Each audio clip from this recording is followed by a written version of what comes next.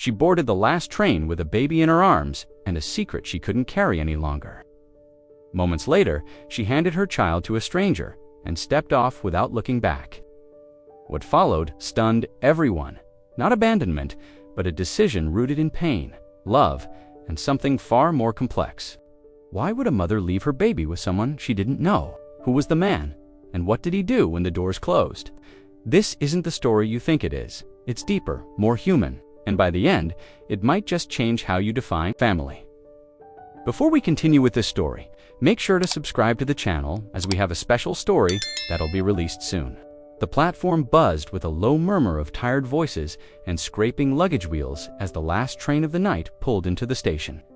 Its headlights cast a soft glow across the rain-slicked concrete, illuminating the blurred reflections of waiting passengers. It was the 11:06 outbound, the one that creaked more than it should and ran later than it promised. Still, it was dependable in its own stubborn way, always appearing just when people had nowhere else left to be. Inside the cars, the atmosphere settled quickly into a familiar silence, the kind of silence built not from peace, but from mutual exhaustion. Commuters slumped into worn fabric seats, jackets still damp from the drizzle outside. A teenage boy in a navy hoodie tapped his foot in rhythm with the music in his earbuds. A woman in her 60s leaned her head against the window, eyelids already fallen closed. Further down, a young couple sat side by side without touching, the space between them filled with unspoken words and the glow of their phone screens. In the third car from the front, a man in his late 40s shifted his briefcase from his lap to the floor. His eyes scanned the car, lingering on faces for half a second before moving on. He wasn't looking for anything in particular, it was just habit. The same way he'd ridden this train for years and always chose the seat nearest, the emergency exit. The same way he always folded his coat on his lap, never used the overhead rack, never fell asleep. The fluorescent lights flickered briefly overhead before returning to their usual dull glow. Near the back of the same car, a young woman boarded with hesitation. She stepped across the threshold like it cost her something, her arms tight around a heavy bundle. A few passengers turned their heads for a moment before returning to their own distractions. She looked young, 20, maybe 23, but carried herself with a kind of weariness usually reserved for people decades older. Her hair was pulled back into a loose braid, strands escaping around her temples. The baby in her arms stirred and let out a small, breathy cry. Not loud enough to wake the sleeping or startle the distracted, but enough to remind her that silence was a luxury she couldn't afford. She moved down the aisle slowly, adjusting the strap of her worn canvas bag as she searched for a seat away from others. Most of the double seats were already taken or too close to someone's belongings. Eventually, she stopped beside the man with the briefcase and nodded to the seat beside him. He looked up, offered a short smile, and slid over to give her more room. She sat without speaking, lowering the baby gently into her lap and pulling the edges of the blanket tighter around him. The baby's face was soft and red, his tiny fists curled near his cheeks, eyes fluttering beneath the surface of sleep. She bounced her knee slightly, rhythmically, the motion instinctive. Her face remained blank, but her eyes moved constantly toward the window, then toward the aisle, then back to her child. She didn't take out a phone. She didn't check the time. She just sat, moving in small, careful gestures, as if trying not to disturb more than she already had. The man beside her glanced once toward her arms, noticing the curve of the baby's head peeking out from the blanket. He said nothing, but he adjusted his posture slightly, as if making room for the weight of the moment to settle between them. Outside the window, the city blurred past. Fluorescent gas stations, rows of shuttered storefronts, graffiti-covered overpasses. The rhythm of the train filled the silence inside the car, metal against metal. The occasional groan of the brakes, a soft chime overhead announcing the next stop. No one spoke, not really. They coughed, sighed, turned pages, scrolled screens, but the night was too late for conversation. Everything spoken would have to be deliberate, and no one had the energy for deliberate. The young mother tightened her grip on the baby's blanket, her lips pressed into a line as if she were counting something in her head. Seconds maybe, or stops, or the number of choices she had left. She blinked slowly and looked toward the front of the car. She wasn't just riding to get home, She wasn't just escaping something, she was arriving at something, and it was getting closer with every mile. Clara hadn't planned to be on the train that night. She hadn't planned much of anything in weeks. Plans required stability, and her life had stopped offering that the day she signed the discharge papers and carried her son out of the hospital. Wrapped in a blanket her sister mailed from out of state. Since then, it had been a series of short stays, temporary shelters. Borrowed couches, hours waiting in overlit offices with forms she didn't understand, and social workers who smiled. Too quickly. The train wasn't a destination. It was a space between questions she didn't know how to answer.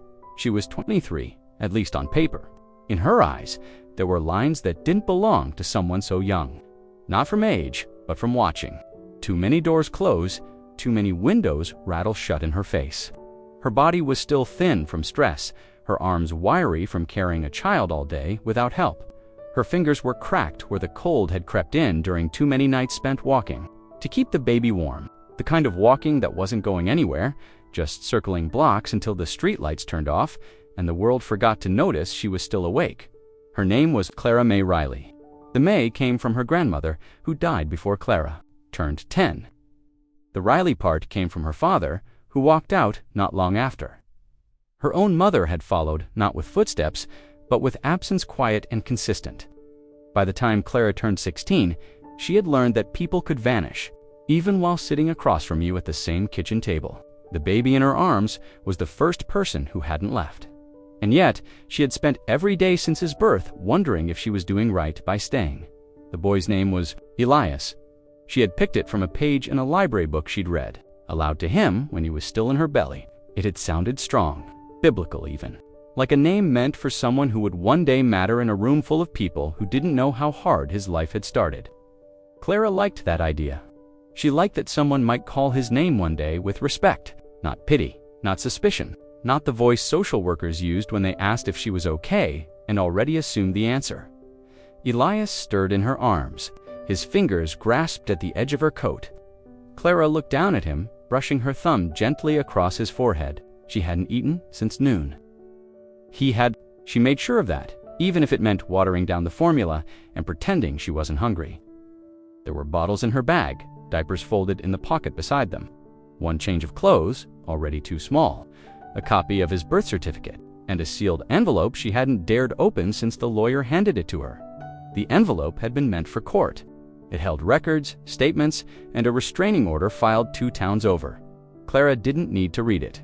She remembered the bruises it described. She could still feel the echo of the way his voice changed when he got tired of pretending. The father wasn't in the picture. Not anymore. Not legally, not physically. But memory didn't always follow court orders. Some nights she still woke with her hand clutched around her son's onesie like someone was trying to take him back. She looked out the window of the train, the lights blurring across the glass. She wasn't running, not exactly, she told herself, that over and over, she was just moving forward. Somewhere else, anywhere else, someplace where she could put her name on a lease without someone asking who signed for her. Someplace where Elias could go to daycare without the staff whispering. She wasn't asking for much, just enough quiet to raise her son without fear. She knew that wasn't how the world worked, and the envelope in her bag reminded her of that every time. She shifted her weight. The train rocked gently as it passed under another overpass. Ilya slept. Clara did not. She watched the windows, watched her reflection, watched the minutes pass like landmarks she couldn't quite name. She wasn't sure what she would do next, but she had already done things she never imagined herself capable of. And she knew the night wasn't over yet. The man sat near the back of the car, half-shadowed beneath the flickering light overhead. He was the kind of passenger people rarely remembered neatly dressed in dark wool, coat folded across his knees, a paperback novel resting face down beside him. His posture was upright but not stiff, his hands resting one over the other, like he was used to waiting. A faint scar traced down from his right temple to his jawline. Old and pale, the kind that might have come from something serious, or maybe nothing at all. His eyes, those were harder to ignore. Not because they were particularly striking, but because they didn't blink much. And when they did, they blinked slow, thoughtful, like he was cataloging the world around him and filing it all away. He had boarded 3 stops before Clara did. and while others shuffled in, took their seats, and disappeared into phones or headphones, or naps, he stayed quietly present. Watching, but not in the way that made people uncomfortable, just aware. When the young mother entered, he noticed her immediately, not because she looked out of place half the train. It was composed of people worn down by one thing or another, but because she carried herself like someone who had stopped expecting anyone to offer her help. She didn't look around hoping someone would move their bag or clear a space. She didn't make eye contact. She simply walked, head down, shifting the child in her arms to keep him asleep, until she paused beside him and gestured to the empty seat. He nodded once and slid aside. From the moment she sat, he could see how tightly she was wound. Her jaw never relaxed. Her fingers kept adjusting the baby's blanket even when it didn't need adjusting. She didn't glance at him once, but she checked the window 3 times in 5 minutes, even though nothing had changed outside. The same dark outline of warehouses and passing lights. He shifted slightly in his seat, just enough to let her know he wasn't trying to crowd her. He had seen people like her before, not exactly, but close. People holding on too tightly because they knew the second they let go, something would break. He had known that feeling too, once. A long time ago, before everything had quieted down into this version of life. Before trains were just trains and not something to run from or toward. He studied the curve of her shoulders, how she curled slightly around the infant as if forming a barrier between her child and everything else. In the world, protective, but also afraid. There was a kind of grief in that stance, not the loud, obvious kind, but the quieter version, the kind people carried when they'd already accepted they wouldn't get what they hoped for. The baby stirred, a soft noise muffled by the fabric. She rocked her leg gently, the movement more habitual than soothing. Her lips moved slightly, counting something, or maybe praying. He couldn't tell. Whatever it wasn't meant for him. He considered saying something harmless, a compliment about the baby, a question about how far she was traveling, but he didn't. Words carried weight, and sometimes even a kind phrase could tip the wrong scale. So instead, he let silence settle between them, careful not to make it heavy outside. The train passed under a long stretch of power lines, their silhouettes flashing by in regular rhythm. The car was nearly full now. Across the aisle, someone coughed twice and resumed snoring. A few rows ahead, a toddler began whining, and a mother shushed her without raising her voice.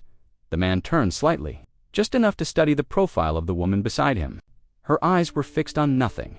Not the baby, not the window, not the floor, just somewhere inward. He had seen that look before, too. It was the look of someone replaying something in their mind, not to remember it, but to make sure they hadn't missed something, a sign, a warning, a moment that could have made all the difference. The baby let out a sharper cry, and she rocked him faster. Her breathing hitched once. The man's fingers twitched on the edge of his coat. Then he reached slowly into his inside pocket and pulled out a packet of tissues. He didn't say anything. He just placed them gently on the seat between them and turned his eyes back to the window. She didn't touch them, not yet, but she saw, and for the first time since she sat down, she blinked. Clara stared out the window, but the blur of lights and dark landscape didn't register. Her eyes followed the movement, but her mind was far behind. Stuck somewhere between the station and the place she used to call safe, if she closed her eyes, she could still hear the sound of the apartment door slamming shut behind her. Not hard, just final. The sound of a choice she wasn't ready to name. She shifted Elias in her arms, careful not to wake him. His head was warm against her chest, his breathing soft and even. He had no idea what she was thinking, what she had almost done, what she might still do. And that unknowing that innocence was the hardest part. She told herself she was just tired. That once they reached the end of the line, she'd figure it out. That this was all just a moment to breathe. A quiet space between the noise of what came before and whatever waited after. But deep down, she knew better. The moment she stepped onto the train, something inside her had shifted. Not broken, not snapped, but leaned. Tilted in a direction she hadn't let herself face until now. Her fingers grazed the edge of the envelope. In her bag again, not on purpose, her hand just found it, like it always did. Like it wanted to remind her of the weight inside. The weight of what had been said, Signed, certified. The words that described her as unstable, unfit. The ones that called her choices erratic, dangerous. Words spoken by people who never once held her son, who had never seen him laugh when she kissed his toes, who never saw the way he quieted when she sang low and off-key. But they wrote what they wrote, and now it lived inside that envelope, carried with her wherever she went. She glanced across the aisle, where a man in a blue hoodie scrolled through his phone laughing at something. Probably a video, probably nothing important, probably no idea that just a few feet away, a woman was thinking the kind of thoughts you don't say out loud. She wasn't planning to leave him. Not exactly. She just didn't see how to keep him. Not like this. Not with no job, no home, and no one willing to offer more than a shelter bed and a phone number for a crisis line that always rang busy. The court dates circled on the calendar. Back in the women's shelter was creeping closer, and she had no lawyer, no letters of support, no one to testify on her behalf. Just a pile of forms filled with words like at risk and monitoring recommended. Elias stirred again. She looked down, his mouth twitched in sleep, like he was smiling at something, the kind of dream babies have when the world hasn't taught them yet what to fear. Her breath caught. She pressed her lips to the top of his head. He smelled like fabric softener and milk. Safe things, gentle things, things that had no place in courtrooms or case files. She felt the sting behind her eyes again, the one that always came when she let herself think too long. It wasn't just about her. It hadn't been for months. It was about what kind of life Elias could have would someone else raise him better. Someone with a fenced yard and matching plates, and a job that didn't pay in tips and apologies. Would he smile more, sleep better? Would he forget her? The thought made her stomach turn, but she didn't pull away from it. She let it sit there, heavy and cold. She looked toward the man beside her, the one who hadn't asked questions, who had offered her space without asking why she needed it. He seemed steady, tired, maybe, but not cruel, not indifferent. She wondered just, for a second if someone like that might do what she couldn't. The train rumbled into a curve. Elias shifted again. She closed her eyes. She wasn't there yet, not quite, but the thought was no longer a shadow. It had shape now, weight, direction. It was moving forward, just like the train. The train gave a slight jolt as it crossed onto older tracks, and Clara adjusted her grip, pulling Elias closer against her chest. His small body squirmed in her arms, and he let out a quiet, uncertain whimper, the kind that signaled a bigger cry wasn't far behind. She bounced her leg, slow and rhythmic, the way she'd seen in parenting videos when she still had internet access. Her arms were tired, her back ached. The bottle she had mixed 2 hours ago was cooling inside her bag, but she didn't dare take it out. Not yet, not here. Too many eyes, or so she thought. The man beside her, Daniel, though she didn't know his name yet, had watched her movements grow less steady over the past few minutes. At first, she had been composed, if tense, but now her hands were trembling, not visibly, not dramatically. Just enough that when she went to smooth the corner of the baby's blanket, her fingers shook against the fabric. When she adjusted the strap of her bag, it took her 2 tries. He noticed. He had always noticed things, not because he meant to pry, but because noticing was a habit he couldn't break. A career in logistics taught him to watch for patterns, delays, things out of alignment, a miscounted crate, a skipped safety check. And now, long after retirement papers had been signed and his inbox shut down for good, that same awareness followed him into train cars and waiting rooms and checkout lines. And so, he noticed the way her shoulders had dropped lower with every passing mile, the way her face tensed every time Elias stirred, the faint, barely there sheen of sweat near her hairline, even though the car was cool. And now the shaking. The baby's second cry was louder, not a scream, but a warning, a sound that meant something needed to change soon. Clara reached into her bag, fumbling for the bottle, her fingers closing around it with difficulty. She paused, staring at it, then pulled her hand back without taking it out. Daniel looked over, not directly at her, but at the baby. His voice was low, quieter than the hum of the train's engine. "Do you want me to hold him for a second?" It was the kind of question that could come off wrong, presumptuous, too forward, but he asked it carefully, almost like he was giving her permission. To say no without feeling rude, Clara looked at him for the first time. Fully, her eyes darted to his, then away, then back again. There was hesitation in her jaw, but not fear. More like calculation and exhaustion. She didn't answer at first. Daniel held out his hands, not touching, not pushing, just waiting. I need a minute, she said, her voice rough.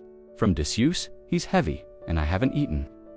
She didn't say the last part like it was a complaint, just a fact, like she was stating the weather. Daniel nodded slowly. Of course. Still she hesitated. She looked down at Elias.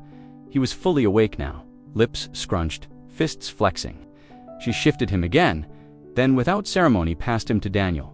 The baby settled into Daniel's arms, like he'd done it 100 times. He didn't stop, fussing right away, but he didn't cry harder either, just blinked up at the unfamiliar face, confused but not alarmed. Clara leaned forward, elbows on her knees, head in her hands. She didn't cry, didn't speak, just stayed there, letting the weight in her chest ease for the first time all day. Daniel glanced down at the boy. You've got good lungs, he said softly. Strong grip, too, the baby grunted in response. And Daniel chuckled once, low and breathy. Clara looked up. His name is Elias. Daniel nodded. Good name. Then they said nothing. The train kept moving.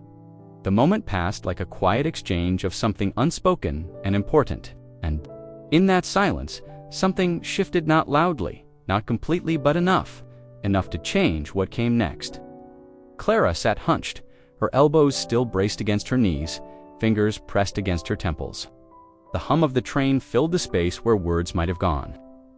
She didn't know what she had expected after handing Elias over, but she hadn't expected calm. She hadn't expected her shoulders to stop aching so quickly, and she certainly hadn't expected silence, not the tense kind, but the gentle, patient kind. She lifted her eyes slowly, unsure whether to be embarrassed or grateful. The man was still holding her son, supporting him with the ease of someone who didn't rush. Elias had stopped squirming. His small fingers were curled around one of the man's coat buttons, eyes blinking in steady rhythm. He seemed content. No wailing, no kicking. Just small breaths and occasional gurgles. Thank you, Clara said softly, barely above a whisper. The man nodded, his eyes never leaving Elias. You're welcome, she swallowed, unsure what else to say. It wasn't like her to trust anyone, not since the night the locks had been changed while she was still inside, not since she learned that even kindness came with cost. But there was something steady about this man. His voice didn't push, his gaze didn't ask questions. I haven't slept in 2 days, she admitted, more to the floor than to him. Not really. He has a cough at night, and the lights never go off. There's always someone up. He shifted slightly, rocking Elias gently. I've been there, he said. Not the shelter, but the nights, the kind where the hours stretch forever. She glanced at him. You have kids? He paused before answering. I did? She didn't ask more. His tone said enough. Past tense was louder than any detail. Elias stirred and let out a soft sound like a sigh.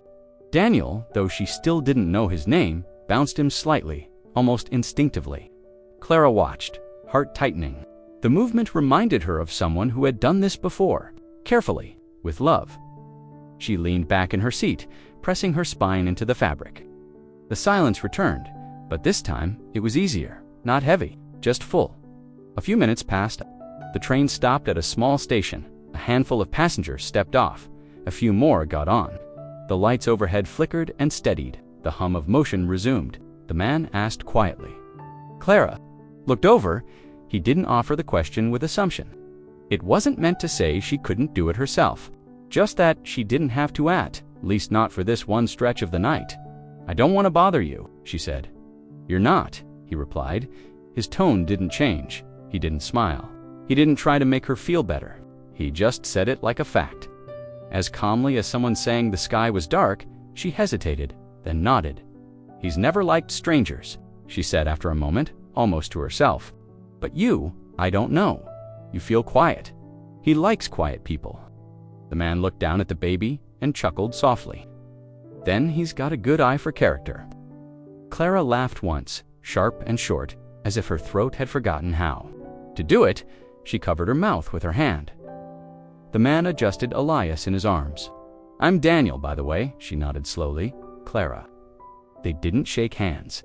It didn't feel like that kind of exchange, but somehow the names made it feel more human, less like two ghosts passing in the dark, as if making sure he'd heard it right.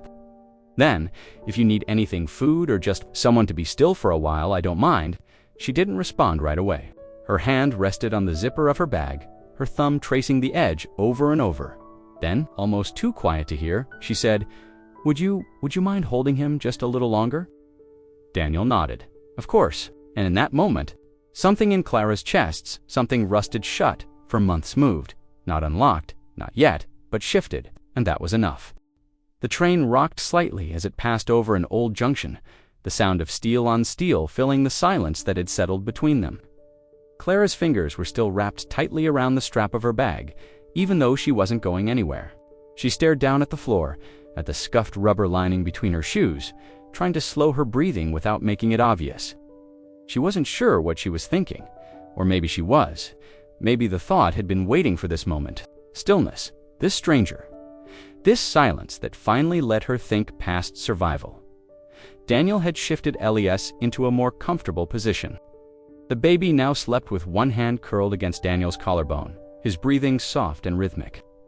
Clara had never seen anyone else hold him like that. Not with such ease, not like it wasn't a burden.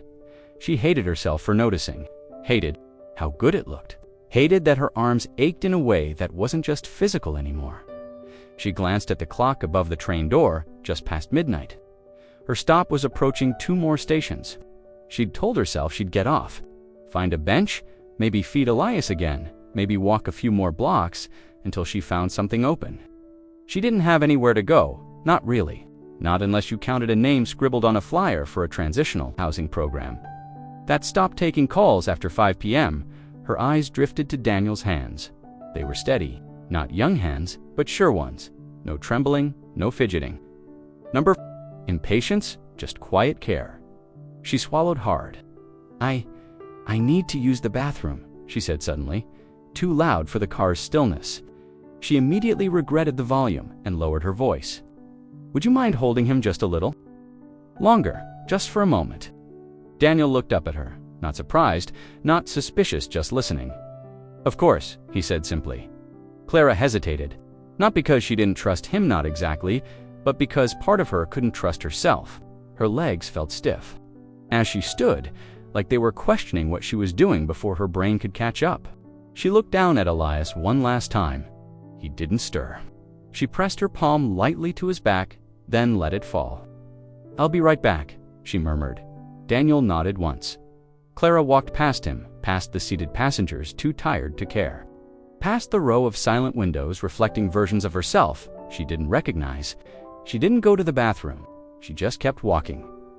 She reached the connecting door between train cars, pressed the button, and stepped through into the narrow, cold passage. The wind through the door seams hit her like a slap, but she didn't move. She stood there, gripping the metal handrail with both hands, letting the train's motion shake her slightly. She stared at the floor. Her throat tightened. She had left him. Not permanently, not yet, not officially. But she had walked away. Her heart pounded so hard, she could hear it in her ears. Her hands were cold, her mouth dry. She thought about turning around, but her feet didn't move. She thought about what Daniel might be thinking if he was waiting, if he believed her. She pressed her forehead against the cold glass of the door and closed her eyes. She hadn't meant for it to happen like this. She hadn't meant to think it was even possible. But the second she saw Elias safe in someone else's arms, something inside her cracked. And now she was standing in the space between a request and a goodbye. One stop left, she turned to look back down the car, half expecting to see Daniel standing, searching for her. But he wasn't. He was still in his seat, cradling her son, rocking gently, no panic, no alarm, just stillness. And Clara, standing alone between cars, asked herself the question she'd been avoiding all night. What kind of mother walks away and calls it protection? And what happens if she doesn't come back? Daniel hadn't looked at his watch, but he knew more than a few minutes had passed. The train had pulled away from the last stop, its brakes hissing quietly as it gathered speed. Passengers shifted in their seats. Someone near the front stood up to grab a bag from the overhead rack. Lights flickered once and steadied again. Still, the woman hadn't returned. Elias stirred lightly in his arms. his lips moving in a small, dream-filled motion. Daniel adjusted his hold, supporting the baby's head with practiced care. The infant was warm, breathing soft and rhythmic against his chest. There was a peaceful weight to him, a comfort that reminded Daniel of years past of rocking chairs and lullabies sung too quietly to ever be remembered. He hadn't held a child like this in over a decade, but the memory had settled into his muscles like it had never left. He glanced down the aisle. Again, no Clara Dot. He hadn't questioned her when she asked. The look in her eyes had said everything. A minute, just a moment. She needed to step away. He understood that. Sometimes you needed distance to breathe. Sometimes a parent just needed a second to collect themselves, especially one doing it all alone. He had no reason not to believe her. But now, with the minutes stretching longer, a quiet unease was beginning to form at the edge of his thoughts. Clara's bag was still in the seat beside him. That struck him first, not just its presence, but what it meant. If she'd intended to leave, wouldn't she have taken it? Her coat was draped across the handle, a folded burp cloth tucked into the side pocket. A baby bottle peeked out of the zipper, its contents untouched. The more he stared at it, the more deliberate it began to feel. He looked down at Elias again. The baby made a soft noise in his sleep, and Daniel instinctively adjusted the blanket to cover his legs better. Something caught in his throat. He didn't want to assume anything. Maybe she was sick. Maybe she had gotten off the train. Maybe she was standing in the next car, trying to compose herself. He told himself this more than once, but the problem was he'd seen her eyes. Not just their tiredness, but the way they'd flickered just before she stood, like she'd already made a decision. Not impulsive, not desperate, just resolved. Like someone who had run out of ways to explain herself. A conductor passed down the aisle, checking tickets without stopping. Daniel lifted his hand halfway, hesitated, then lowered it again. What would he even say? That a woman had handed him her child and walked off? That he didn't know her last name? That she looked like she might not be coming back? He shifted. Again in his seat, Ilya slept on, unaffected by the tension building around him, oblivious to the weight of choices being made on his behalf. Daniel leaned forward and placed the baby bag gently at his feet. His mind began to catalog what little he knew. Her name Clara, her son Elias. She was tired. She hadn't eaten. She said she hadn't slept in 2 days, and she was holding something inside her that had clearly been growing heavier by the hour. He remembered her voice when she'd asked him to hold the baby. How she'd said it like a simple request. Just a moment, just a favor. And now, he was realizing that maybe she'd known even then that she wouldn't come back right away. Maybe not at all. He turned to look out the window, his reflection faint in the glass. The train was crossing over a dark stretch of countryside. Now, no lights, no stations in sight, but deep down, Daniel already knew the favor had become something else, and Clara's promise had never really been about minutes. The train slowed with a heavy sigh of air brakes, the rhythmic clatter of wheels softening into a groan as it approached the next station. The lights overhead flickered once, dimmed, then returned to their usual pale glow. Outside the platform, blurred into view empty benches, vending machines humming in the cold, and a flickering security light that cast long, uncertain shadows. It was a small-town stop, barely lit, barely marked. The kind of place where people rarely got off this late, and even fewer got on. Clara stood near the rear exit of the car, her hand already resting on the door rail. She hadn't made eye contact with anyone as she moved down the aisle. She hadn't looked back. Her steps had been slow, steady, as if she knew any hesitation might undo her. The conductor at the back barely registered her presence, too focused on his tablet, too used to late-night travelers who wanted nothing but quiet. Her coat was still draped over her seat. Her bag remained beside Daniel. The baby, her baby, was still sleeping against the chest of a stranger. But Clara didn't look down the car. She didn't pause at the door.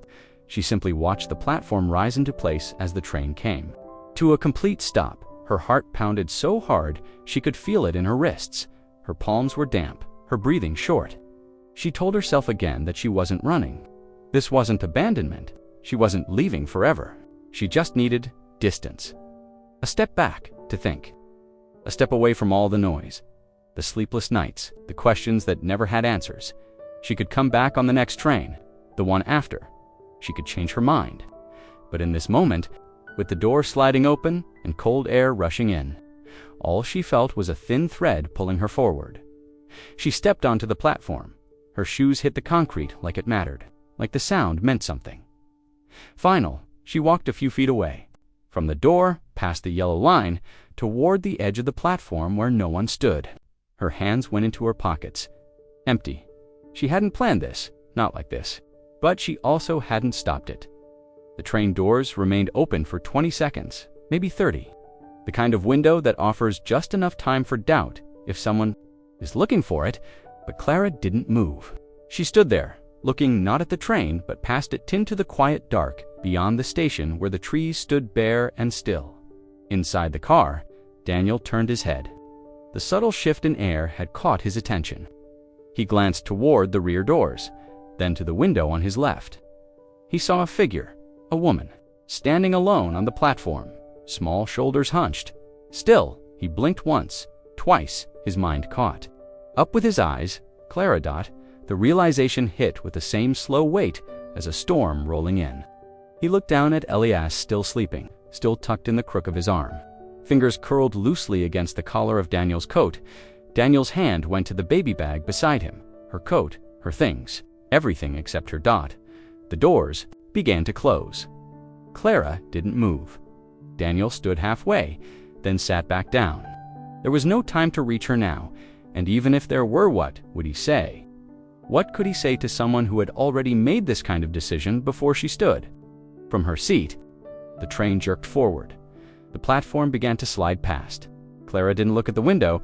She didn't look at the train at all. She simply turned away from the tracks and walked toward the far edge of the station, her figure growing smaller, with each second inside the train. Daniel held Elias a little closer.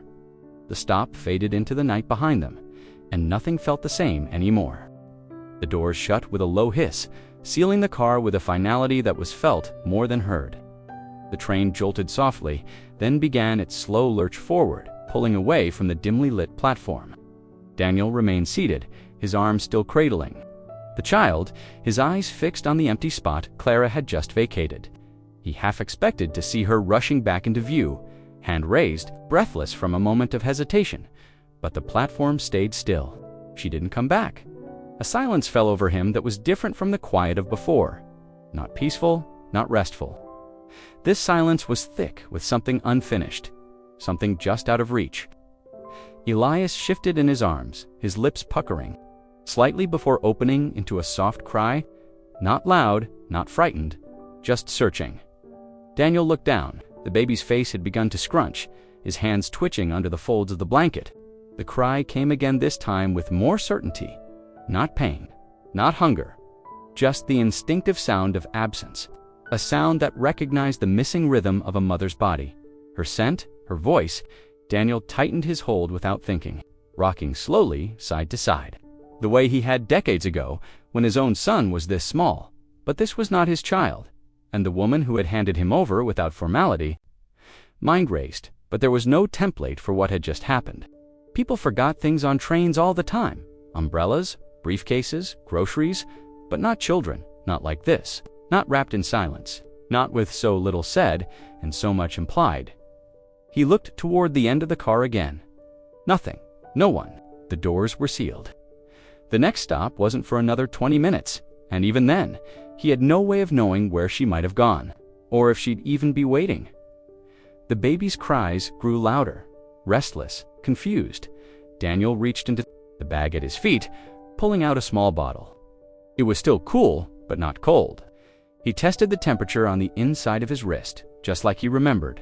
Elias took it eagerly, latching on with the urgency of a child who didn't yet know what had changed around him. As the train picked up speed, lights outside blurred into long smears of white and gold. Daniel sat still, feeding a stranger's child while trying to process the slow unraveling of the last half hour. He thought back to the way she had stood before, walking off, to the way her shoulders didn't shake. She hadn't looked frantic. She hadn't rushed. Her steps had been deliberate, almost a calm, that it no longer felt like one. He kept hoping for something, a sign, a message, a note tucked inside the baby bag. Maybe, but there was nothing. Just diapers, a few bottles, a folded burp cloth, and a small stuffed giraffe with one eye missing. No wallet, no ID, no number to call. She hadn't even said goodbye. The baby's fingers closed tightly around Daniel's thumb, a firm grip for someone so small. Daniel swallowed hard. He wasn't sure what to do. Report it. Obviously, that was the right thing. But to whom? The conductor? Police? What would he say? A woman asked me to hold her baby and then walked off. She left her coat, her bag, everything but her name. Would they believe him? Would they believe her? The train hummed beneath them, carrying them farther from the platform, farther from the moment that had divided the night into before and after. Elias had quieted now, his eyes fluttering as sleep crept back in. Daniel looked down at him, a child with no answers, no context, no explanation, and a man holding him, left with nothing but questions. Daniel shifted in his seat, trying to ignore the tightness building in his chest. The baby had fallen asleep again, his tiny hands relaxed against the edge of Daniel's coat, mouth still faintly damp from the bottle. Everything about him was soft, warm, and still. But inside Daniel's head, nothing was quiet. The train kept moving. He stared at the space where Clara had been seated just 15 minutes ago. Her coat still hung loosely over the seat back, sleeves limp, collar folded, the way she had adjusted it when she sat down. Her bag still zipped and untouched rested where her legs once were. If someone else had been watching, they might have assumed she was still in the bathroom, or maybe had stepped into another car for a moment. But Daniel knew he had watched her walk out, watched her step down onto the platform and not turn around. Replayed it again in his mind, her asking him to hold the baby, the way her voice had shaken but her face had stayed strangely calm. The way she had stood too slowly, like she wasn't in a hurry because she had no intention of coming back. At the time, he told himself it was just fatigue, just a mother asking for a moment of help. But now, the full weight of it was sinking in. She had left, and she had left him with her child. He ran a hand through his hair, fingers tangling briefly before he dropped it back onto his lap. He didn't want to move too much, didn't want to jostle the sleeping baby. But every instinct told him he needed to do something, say something, tell someone. But even that telling someone felt complicated. Would anyone believe that a stranger handed him a child and walked off without a word? Would they think he was lying? That he had taken the baby? He looked around the train car. Most passengers were absorbed in their own worlds, reading, scrolling through phones, dozing with headphones in. No one was looking at him. No one had seen the exchange. And the woman who might have verified it had vanished into the cold night. Air of a rural platform they had long since left behind. Daniel reached down and picked up her bag. It was heavier than he expected. He hesitated before unzipping it, unsure of what he was even looking for. A wallet? An ID? A letter explaining any of this. What he found were only pieces diapers, a small plastic container of wipes, a folded fleece blanket, and a baby bottle already half used. Tucked into a side pocket was a crumpled envelope, but it was unmarked, sealed, and worn at the edges like it had been handled too many times without ever being opened. No name, no address. He swallowed hard. The panic wasn't loud, but it was. Spreading quiet and steady like floodwater under a door, he tried to think logically. He had options. He could speak to the conductor. He could wait until the next stop and call the authorities. But that meant handing the baby over possibly into a system where he'd be processed like an item misplaced on a bus. And maybe that was what Clara had wanted. Maybe she knew that. Maybe she had decided this was safer than any other choice. She had, but still. He looked down at Elias, who was sleeping so peacefully, his breath soft and even. He didn't look abandoned. He didn't look like someone in crisis. But Daniel felt like he was holding a decision much bigger than himself. He felt it in the weight of the child's body, in the leftover warmth of where Clara had sat. In the awful stillness of that final glance she never gave. The train kept moving. Daniel could feel the speed now, not just physically, but emotionally like. Time was speeding up before he could catch up to what had happened.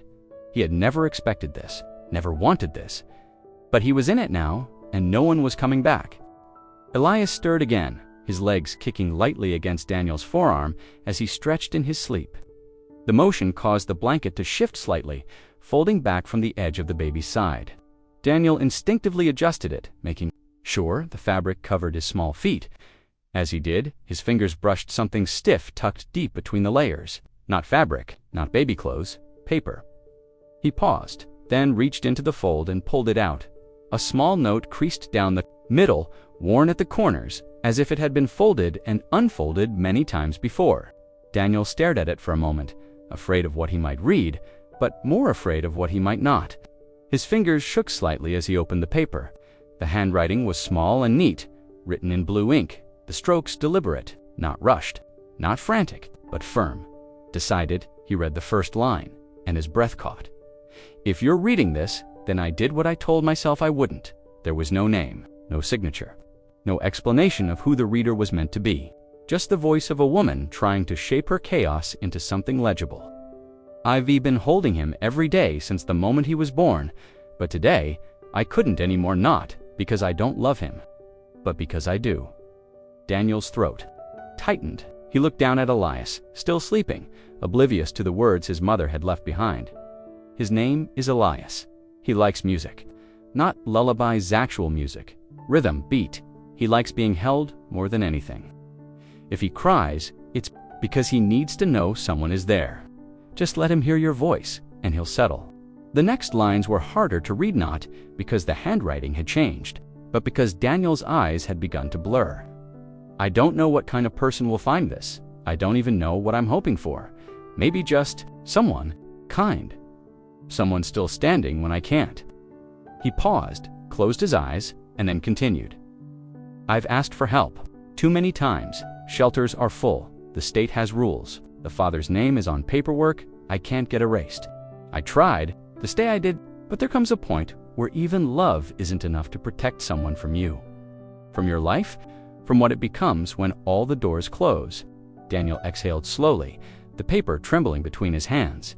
He deserves more than hallway, floors, and emergency cots. More than watching me disappear in pieces. If there's any goodness left in this world, I'm asking it to find him, to give him a chance. Just a chance. There was a space after that, a blank pause on the page, as if she'd run out of words or couldn't bring herself to write what came next. Then, one last line at the bottom, tell him I did this because I loved him more than anything else I had left. That was it. No date, no destination, no request to return him, no plea for contact. Just a quiet, desperate offering to the unknown. Folded inside a baby's blanket and left in the arms of a man who had been a stranger only an hour ago. Daniel folded the note carefully and slipped it back into the corner of the blanket. Not to hide it, but to keep it close to the only place it made sense. Then he sat back, staring at the floor, feeling the weight of every word. This wasn't abandonment in the careless sense. It wasn't reckless. It wasn't cold. It was the last move of someone who had run out of choices. He looked at Elias again. The boy stirred, sighed, and relaxed. Daniel wasn't ready to decide what came next. He didn't know what he was supposed to do, who he was supposed to be now, but something had shifted. The note hadn't offered instructions. It hadn't asked for rescue. It had asked for presence. For someone to simply stay, and that at least for now he could do. The station was nearly empty. A few vending machines hummed softly under dim fluorescent lights. And a janitor pushed a mop bucket slowly down a far hallway without looking up. Clara's footsteps echoed faintly against the tile, each one measured, but not confident. Her coat was gone, left behind like a part of herself she couldn't take with her. She walked with her arms crossed over her chest, more for stability than warmth. Her breath was shallow, controlled, but every so often it hitched just slightly like a ripple in a glass of water that had been set down too hard. She didn't know what time it was. Her phone was still in the diaper bag, zipped into the side pocket where she always kept it so she wouldn't misplace it. Her fingers instinctively twitched toward her hip where it used to buzz, but nothing came. No vibrations, no rings, just silence, and the dull realization that she had left herself behind with it. A loudspeaker crackled overhead, announcing the next train's delay. The voice was distant, impersonal. She barely registered the words. She turned into a corridor that led to the exits, where the glass doors revealed an empty parking lot bathed in yellow light. The platform she had stood on was already dark behind her, the train long gone. The cold metal edge of it now, a memory etched too clearly in her mind. The moment she stepped off, she'd felt Aton's irreversible pull. A crossing over, it hadn't felt like choice. It had felt like gravity. She paused near a bench, sat down slowly, and stared at her hands. They were still slightly pink from the cold, a faint line across one wrist where the car seat handle had pressed. The pads of her fingers dry from too many nights of wiping spit up and mixing formula in dim kitchens. These were the hands that had bathed him, held him, soothed him at 3 a.m. They still smelled faintly of his shampoo, and now they were empty. Her chest tightened. She told herself not to cry, not here, not where anyone could see her. But the tears came anyway, quietly, not from sadness, not entirely, but from the shattering quiet that followed the act of letting go. There had been no plan beyond that station. She hadn't thought through the next steps. Her only thought had been escape, not from the baby. Never from him, but from the version of herself she was becoming. Desperate, trapped, afraid of the resentment, building up in corners she never meant to visit. She loved Elias, that had never been in question. But love wasn't enough when your name kept falling through paperwork cracks, when you were told to wait lists. To try shelters again next week, to call the father who stopped answering. So she gave her son a chance, a real one, she hoped. She didn't know the man's name. She hadn't asked. But there was something in the way he had held the baby, like he wasn't afraid of him, like he knew how to hold something fragile without making it feel small. She had watched him from across the train for long enough to know he wasn't cruel. That was all she needed. Now she sat alone, the echo of the train's departure still ringing in her ears like a question with no answer. She leaned forward and rested her elbows on her knees, covering her face with both hands, trying to breathe. Past the wait, no one looked at her. People passed, but no one stopped. And maybe that was a mercy. She was still here, physically, but her mind was stretched thin back inside that train, beside her child, watching every minute pass with increasing distance. She didn't know if she would go back. She didn't know if she could. But she knew that wherever she walked from now on, a part of her would always remain behind. Not forgotten, but held in the arms of someone she had trusted. Even for a moment, that moment, she hoped, would be enough. Daniel stood in the narrow passage between train cars, one arm cradling the baby, the other gripping the metal handrail for balance as the train swayed gently. The lights flickered overhead with each shift in the track, casting brief shadows across the compartment walls. He didn't want to leave the baby alone, not even for a second. But he couldn't sit there anymore, pretending this wasn't happening. His breath was short, clipped by anxiety, and his thoughts ran in fast, sharp loops. He had to tell someone. He had to do something. When he spotted the conductor up ahead, near the rear control panel, he stepped forward carefully, Elias still tucked securely against his chest. The baby stirred at the sudden movement, giving a soft whimper, but not fully waking. Daniel stopped a few feet away, clearing his throat. "Excuse me," he said, his voice lower than he intended. The conductor, a woman in her late 50s with a deep-set brow and a bright orange vest over her navy uniform, turned with a tired half-smile. It faded as soon as she saw the baby. "Sir," she asked cautiously. I need to report something," Daniel began. "This child, he isn't mine." The conductor's face immediately shifted from routine interest to quiet alarm. "I don't understand," she said. "What do you mean?" Daniel took a breath, trying to sound rational, steady. "A woman. She was on the last car. Young, maybe early 20s, brown hair, tied back. She asked me to hold him for a moment, said she needed to use the bathroom, but she never came back." The conductor narrowed her eyes slightly. "And when was this?" "Right before the last station." She got off. Just stepped off the train and left her coat, her bag, everything. The woman blinked. "She left the baby." "Yes," Daniel said. There was a note inside the blanket. I think she was trying to leave him in safe hands." The conductor glanced down the corridor, then back at him, not moving just yet. "Do you have any ID on you, sir?" Daniel's pulse quickened. "Yes, of course," he said quickly, shifting the baby carefully into one arm while digging into his back pocket for his wallet. "My name's Daniel Reeve. I live in Wilmington. I was just on my way home. I don't know her name. She never gave it. But the baby's name is Elias. That's what the note said." The conductor took his ID, examined it for a beat too long, then nodded slowly. "And the note," Daniel hesitated. It's back in the car with her things. I didn't want to leave anything. She motioned for him to follow. All right, let's go back together. I'll call this in to dispatch once I've seen it. As they walked down the length of the car, other passengers glanced up, some with mild curiosity, others with furrowed brows. Daniel could already feel their assumptions forming in silence. A man holding a baby, saying it wasn't his. He imagined how it might sound from the outside. Ridiculous, dangerous, even. But it was the truth, however messy and unlikely. Back at the seat, he handed the conductor the wrinkled note, watching her read it silently. Her expression tightened as she reached the last lines. She said nothing for a few seconds.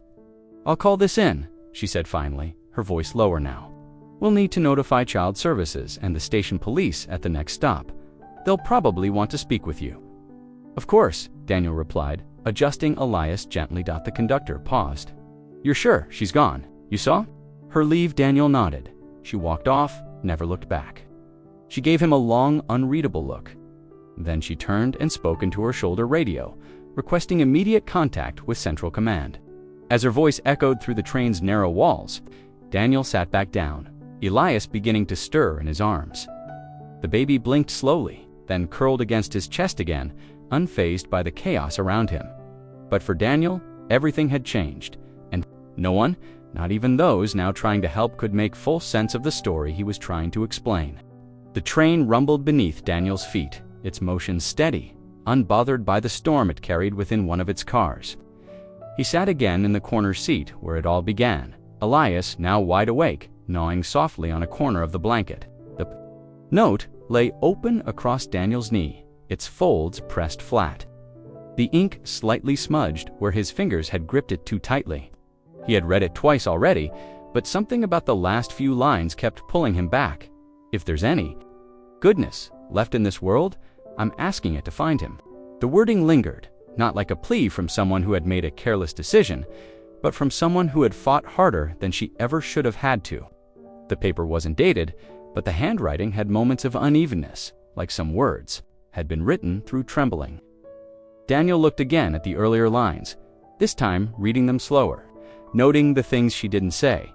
Directly, she never mentioned a father, she never mentioned a home, but what she did include was the phrase, the father's name is on paperwork I can't get erased. That alone painted a picture. Not just of bureaucratic roadblocks, but of something deeper, something threatening, permanent. She had written of shelters, of being told to come back later, of sleeping in places that weren't meant to be slept in. And she had used the word protect. Not once, but twice. Daniel traced the words with his eyes, filling in the gaps between the lines with what his gut already suspected. She had run, not just from exhaustion or poverty, but from someone, from a situation, from a man who was likely still legally connected to the child in her arms. The state would have required his name, even if Clara hadn't wanted it there. Maybe that man was the reason for the crumpled letter and the midnight train. Maybe Clara had reached her final door, knocked, and realized no one was ever going to answer. Daniel's jaw tightened. He had met women like her in his old line of work, quiet voices behind police reports that never went anywhere, names attached. 2 restraining orders that were ignored. Mothers who showed up to hospitals with bruises they didn't try to explain. Sometimes they stayed. Sometimes they ran. But even the ones who left almost never left their children.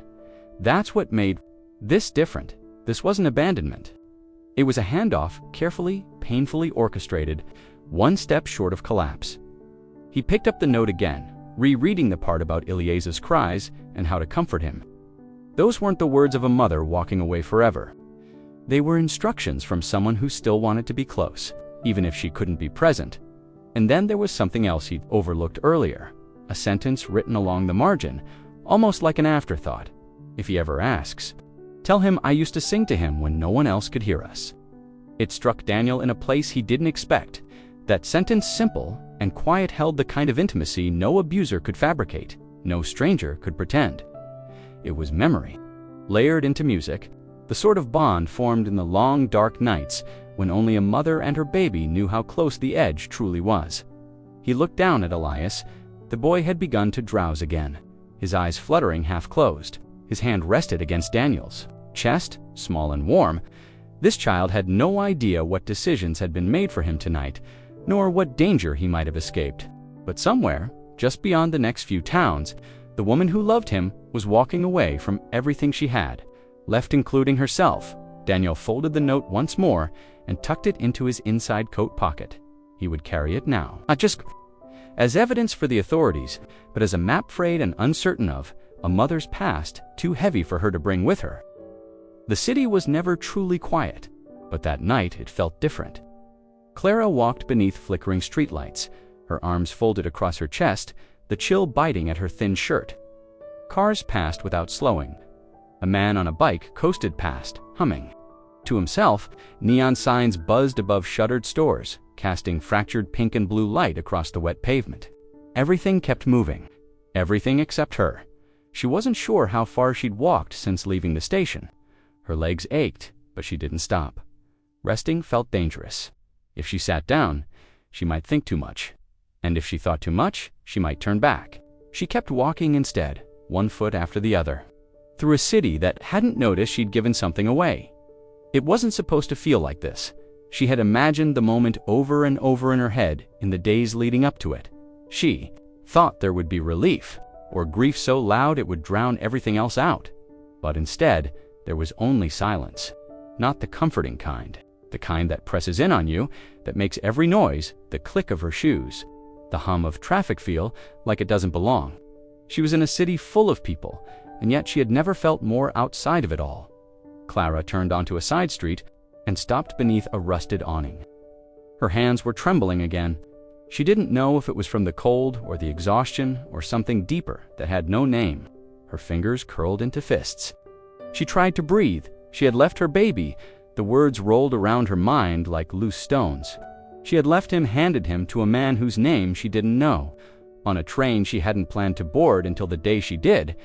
There had been no rehearsal for this, no script, just a slow erosion of options until the unthinkable became the only road left. She leaned against the brick wall, eyes squeezed shut, trying to remember the sound of Ilias's breath when he slept, the weight of his body resting against hers, the way his fingers gripped her shirt when he was scared. She had memorized those things on purpose she hadn't wanted to forget. A group of teenagers passed on the sidewalk across the street, laughing and pushing each other. Jackets zipped tight, hands wrapped around to-go cups.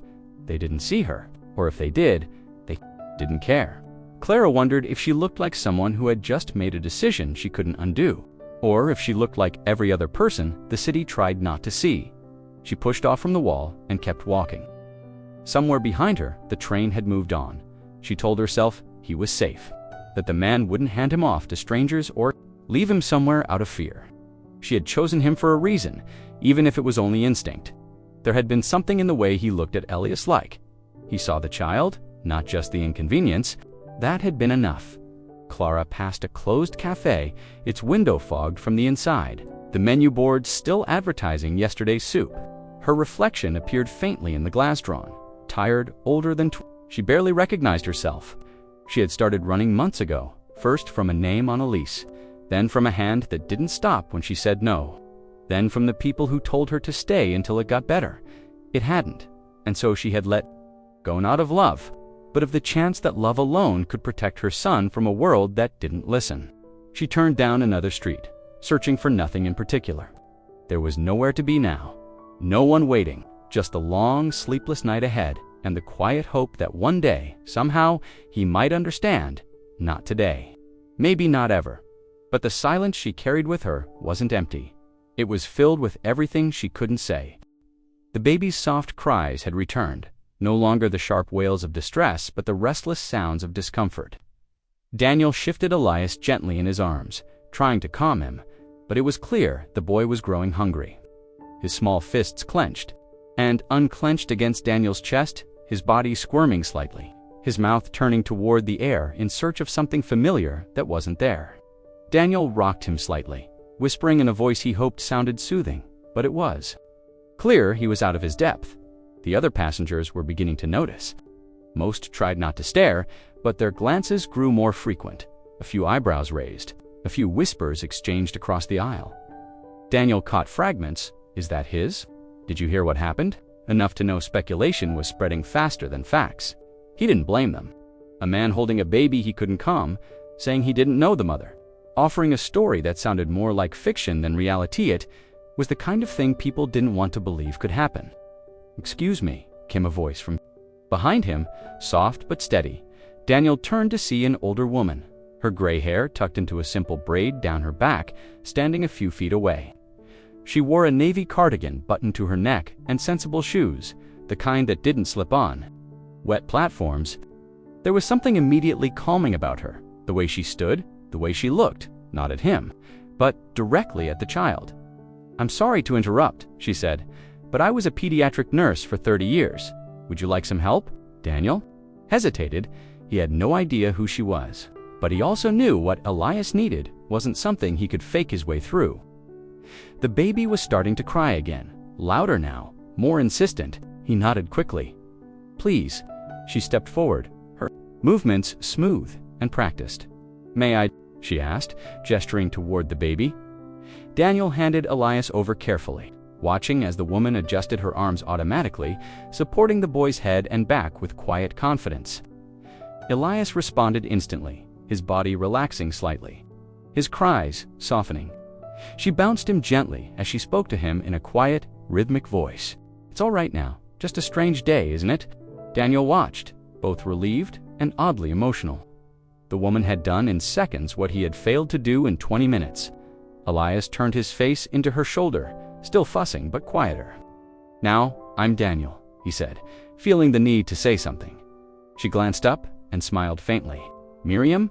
He nodded, grateful. "I take it this wasn't your plan tonight," she said, still focusing on the baby. Daniel exhaled. "Not even close." She didn't ask questions right away. Instead, she moved to the nearest pair of seats and sat down carefully. Elias still in her arms. She began humming under her breath, a soft, slow tune that wasn't any song Daniel recognized, but felt familiar nonetheless. Passengers were still watching, but with less suspicion now. There was something about Miriam's presence that seemed to settle the entire car. "She left him with me," Daniel said quietly, sitting across from her. "Said she'd be back in a minute." Then she got off the train. Miriam didn't look shocked. Her eyes stayed soft, and the note she asked gently. Daniel nodded. "She left one."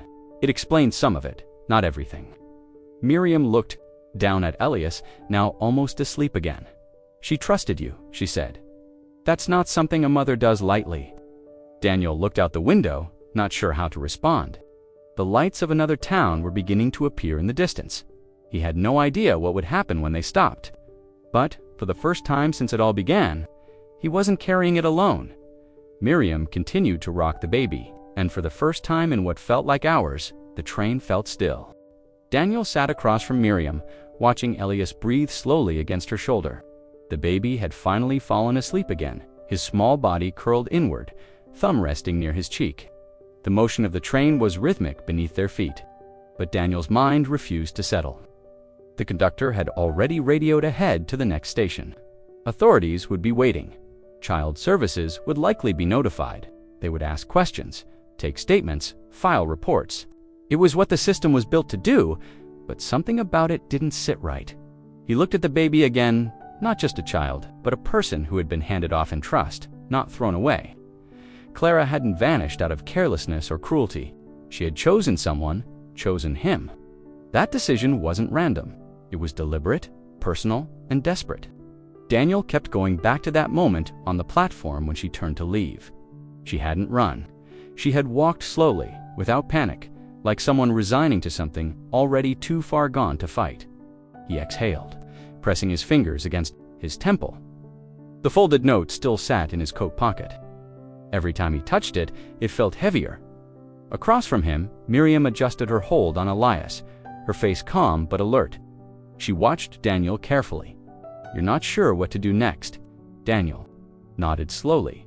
"They'll take him," he said. "They'll follow protocol. Place him in temporary care, maybe foster placement. If Clara's not found, they'll move to adoption.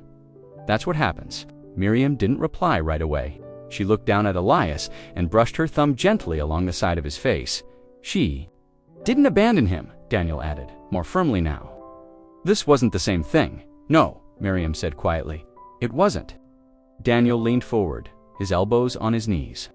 Then how do I hand him over to strangers?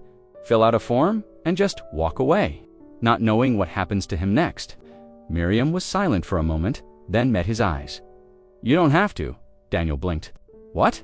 You can tell them you'll stay with him, she said, until she's found. Or until there's more clarity. You don't have to vanish from his life just because a system says you're not blood. Daniel let the words settle. He hadn't allowed himself to think that far ahead. Everything had been minute, 2-minute what to do, who to tell, how to keep Elias calm. But now, with the next stop approaching and the reality of official hands reaching in, he realized what his instincts were trying to say. He didn't want to disappear from this child's story. Not yet. Not until he understood why Clara had written his name into it. What if they won't let me? He asked. Miriam gave a faint smile. Then you make noise. You say you're a witness, that you were present, that you have her note, that you're willing to testify if needed. It's not about claiming him, it's about standing in the gap until someone else can. Daniel sat back in his seat. The baby stirred slightly in Miriam's arms but didn't wake. Outside the window, the city lights began to grow larger. The station was close now. He could feel it. They'll probably question me anyway, he said. Might think I was involved, or lying. Then be honest, she replied. Tell them everything, and hold on to that note like it's gold. He looked down, his thoughts quieting for the first time. He didn't know what kind of man Clara thought he was. He didn't even know what kind of man he thought he was. But for whatever reason, she had seen something enough to place her child in his arms. That wasn't a gesture to dismiss. That was a cry for help, disguised as a goodbye. Daniel looked up, nodding once. When the train slowed and the brakes hissed against the track, he stood. He took Elias gently from Miriam and held him close, the warmth of the baby's body grounding. Him, he wouldn't hand him off to just anyone. Not until he understood what she had left behind, and why. The station's surveillance room was small, filled with the low hum of equipment and the sterile glow of multiple screens. Daniel stood just behind the security officer, a younger man with tired eyes and a wrinkled uniform shirt who clicked through footage in quiet bursts. Miriam waited a few feet back, holding Elias again, swaying gently even though the baby was asleep. The train had been stopped for nearly 30 minutes now. Passengers had been rerouted. Officials had come and gone, asking questions, taking the note, copying Daniel's ID, but now all eyes were on the screens. Okay, the officer muttered, scrolling back. This should be your stop. He paused the video, rewound it by 10 seconds, and then pressed play again. Daniel leaned in. The timestamp in the corner showed just past 11:50 p.m. The camera angle caught the far end of the platform. Not perfect, but wide enough to see movements near the last train car there. Daniel said quickly, pointing. A small figure stepped off the train. Alone, head down, coat too thin for the season. One hand still brushing the strap of a worn bag that hung at her side. Clara, even in grainy black and white footage. Daniel recognized the hunched posture, the way her hair kept falling across her face. She didn't look back once. She walked, quickly, but not with panic. Not a sprint. Not someone trying to disappear. It was the walk of someone who had made up their mind and was trying not to fall apart before reaching the exit. Zoom in a little, Miriam asked. The officer adjusted. The view. Clara's face became clearer, not sharp, but clear enough. Her cheeks were wet. The tear tracks shimmered faintly under the station lights. Her eyes looked red, and though she kept her head angled down, there was no mistaking it. She was crying, not in the uncontrollable way that draws attention, but in the quiet, unraveling way of someone who has been holding it together for far too long. Daniel's throat tightened. No one stopped her. No one asked if she was okay. A few people glanced up as she passed. One woman stepped aside. A man with earbuds didn't even notice, but Clara might as well have been invisible. That struck Daniel more than anything. She was vanishing in plain sight, and the world didn't blink. She exited through the east side, the officer said, tracking the camera feed to the next view. Clara passed through the turnstiles, pausing only briefly as if unsure whether to leave. Then she kept walking. No bags, no stroller, no second thought visible from behind. Daniel stepped back, suddenly needing to sit. The baby stirred in Miriam's arms, sensing the shift in emotion. For a moment, no one spoke. She was still crying when she reached the stairs. Miriam said softly. Daniel nodded, not trusting his voice. The officer clicked through a few more angles, but Clara was gone after that. Just another figure swallowed. By the city. I can export this footage, the officer offered. For the report, do you want to see if the police want a copy? Daniel nodded again. Yes, please. The officer began the process, silent again. Daniel rubbed his hands together. They felt colder than they should have. He thought of the note again. Of Clara's words, how she couldn't protect Elias the way she wanted, how she feared what the future might look like if she kept him in her world. But the footage confirmed what he already sensed.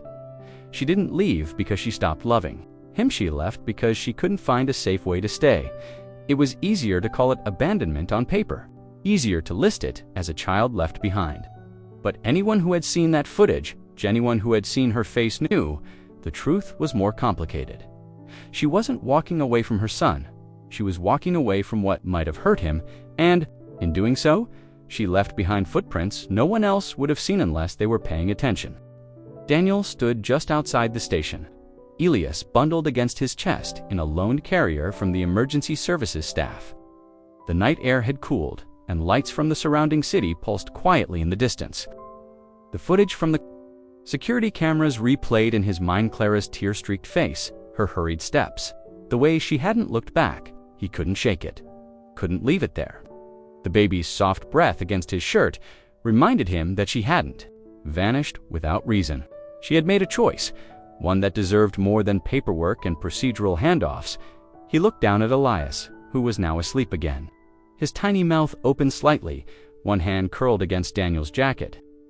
A week ago, Daniel couldn't have imagined holding a child. Now he couldn't imagine walking away from one. He had given the authorities the note, the statement, the footage. He had followed the proper path, but it didn't feel finished. Clara was still out there, and while some might wait for the system to catch up, Daniel had never been one to sit still while there were answers to find. He started by asking questions, not to strangers on the street, but to the staff at the station. Had anyone remembered seeing her? A few vague recollections. Someone thought they saw her at the far end of the bench row earlier that night. Another mentioned she'd looked like she hadn't slept in days, but no names, no conversation. She had come and gone like a shadow. He called the shelter hotline printed on the back of the train receipt. They gave him a list of nearby women's shelters and emergency housing centers. Most couldn't give information. Some offered to take his number in case anyone fitting the description came in. One woman on the phone paused longer than the others. A young mother, thin brown hair and a braid. She asked. Daniel's heart skipped. Yes, he said, with a baby boy, maybe 4 or 5 months old. The woman hesitated. We had someone like that come in about 3 days ago. She didn't stay the night, seemed anxious, and left before. Dinner was served. Do you have a name?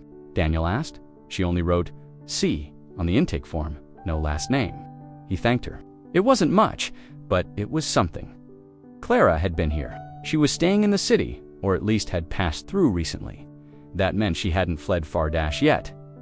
Daniel returned to his apartment just before dawn, eyes red, mind racing.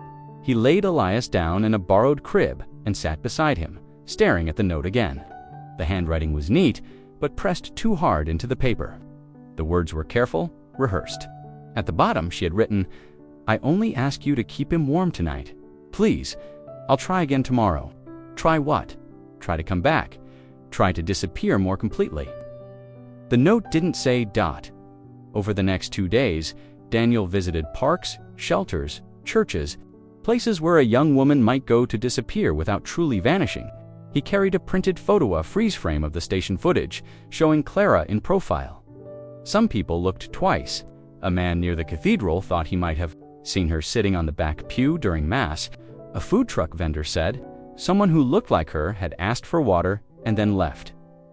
Daniel didn't tell them the whole story, only that he was trying to find someone who had helped him, someone who might need help herself. By the end of the week, exhaustion had set in, but so had something else resolve. He had entered this with no idea who Clara really was, but the more time he spent searching, the more he realized he didn't need to know everything to care. She had left her child in his arms, not out of convenience, but out of hope that someone might notice what she couldn't say, and he had. Just searching for her now, he was answering her decision with one of his own. Daniel hadn't planned on returning to the station again that morning. He had already gone over the security footage, retraced Clara's steps, and asked every staff member willing to talk. But something kept pulling him back, a sense that there was more hidden in the edges of her decisions she hadn't said aloud. Elias was with Miriam again for a few hours, and Daniel used the brief window of quiet to follow that pull. He walked the concourse slowly, watching the rhythm of the crowd. People rushed, glanced at phones, avoided eye contact. No one noticed him. The locker area sat tucked beneath a flickering fluorescent light near the far end of the corridor. Rows of numbered doors with scuffed paint and rusted edges. Daniel scanned the lockers as he passed, then paused at number 107. It was slightly ajar. He hadn't noticed it earlier. Probably no one had. It looked like a locker someone had forgotten to close completely. But when he pulled the door open, the hollow clang echoed louder than expected. Inside was a single envelope. No name on the front, no postage, just the word "if" written in the corner. Small, almost like a whisper. Daniel stared at it for a long time before reaching in. Turned the envelope over in his hands. The flap was tucked in, but not sealed. His fingers trembled slightly as he pulled the letter out. The handwriting matched the note Clara had left with Elias' firm strokes. Slightly slanted, like someone used to writing in the dark, he began to read. If someone finds this, I hope you understand I did not make this choice easily. I have thought about it for weeks, maybe longer. I wasn't always alone.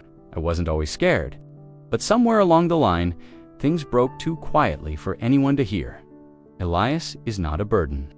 Please don't mistake this for giving up on him.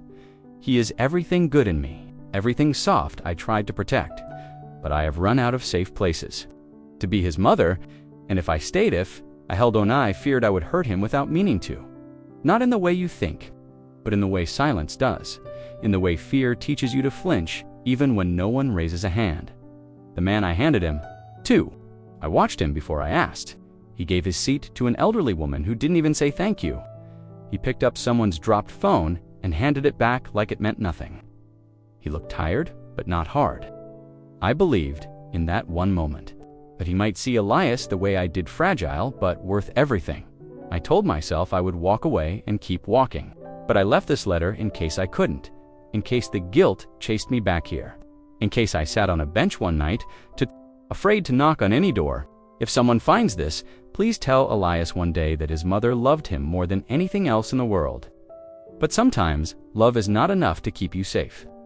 Sometimes love has to step aside and make room for mercy. Daniel lowered the letter slowly, staring at the last line for a long time. The station noise returned around him, the metallic screech of a cart, the murmur of footsteps, a loudspeaker announcing delays. But none of it mattered in that moment. He folded the letter and held it against his chest. Not as evidence, not as proof, but as a part of Clara that hadn't vanished. This wasn't a story of abandonment anymore. It was a story of restraint, of trying to give a child a better chance, even if it meant disappearing. It was a story of a woman who had lived in the cracks between shelters and fear, who had reached the end of her road and tried to choose light over silence. And it was now Daniel's to carry until she returned, or until Elias could understand it for himself. The bus rolled into town just after noon, its wheels grinding against the narrow, unremarkable streets of a place that hadn't changed in years. The sign welcoming visitors had a chipped corner and faded lettering. Welcome to a town tucked between two highways and 3 decades of silence. Daniel stepped off, the weight of Elias's letter tucked deep in his jacket pocket. He didn't know exactly what he was looking for, just that the note, the footage, the locker, it all pointed backward. Clara's story hadn't started on that train. It had ended there. And to understand why, he needed to see where it began. Fair Hollow was the kind of place where the sidewalks cracked the same way they had when Clara was a child. There was one diner, one gas station, a school that looked almost condemned, and a small library with the same posters in the window year-round.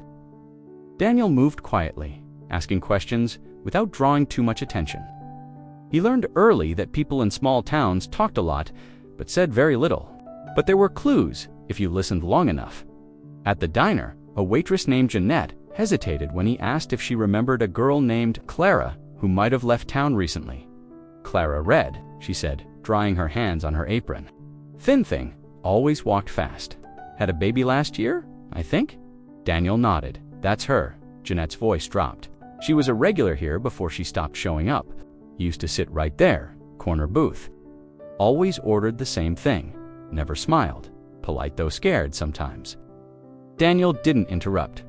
She had this man come in once, Jeanette continued.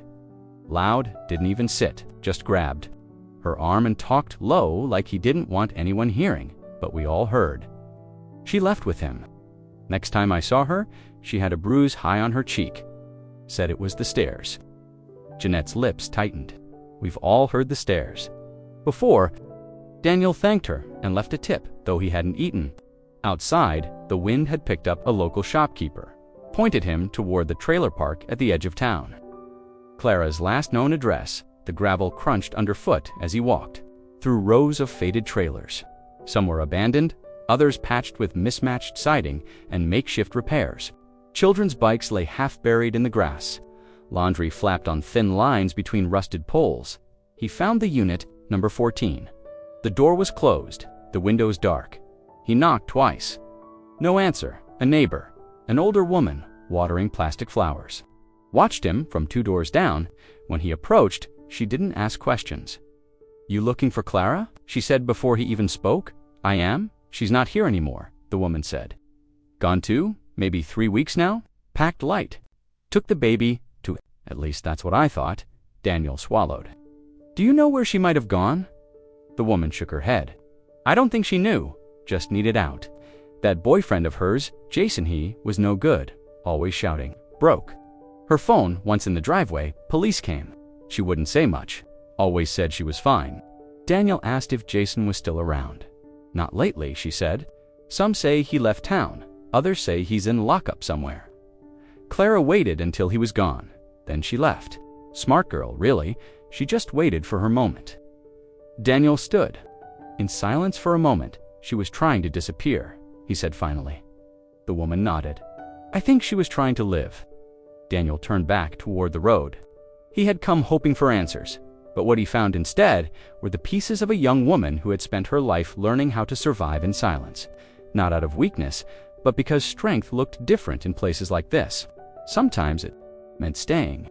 Sometimes it meant running. Clara had run. Not to vanish, but to protect something she loved more than herself.